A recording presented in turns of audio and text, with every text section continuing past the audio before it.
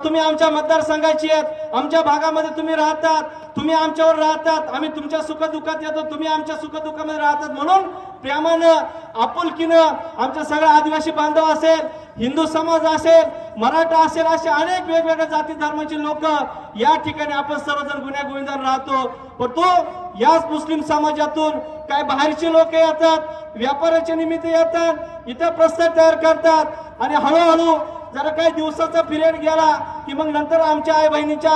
बाबतीमध्ये तुम्ही अशा प्रकारे जर कृत्य करणार असाल तर मी तुम्हाला सांगतो, इथं भैया सुद्धा उपस्थित आहे, खताळ साहेब आहे, सूर्यवंशी आहे, नगर शहरामध्ये मुस्लिम समाजाने काय करावं, त्याला काय उत्तर द्यायचं ते भैया बघतील। संगमनेर तालुक्यामध्ये मुस्लिम समाजाने काय करावं, त्यांनी काय करू नये, त्यांनी त्यांच्या बाबतीमध्ये खताळ साहेब त्या ठिकाणी भूमिका घेतील। पण तुम्ही आपल्या सर्वांना आणि समोर बसलेल्या सर्व आदिवासी बांधवांना या ठिकाणी मी सांगतो,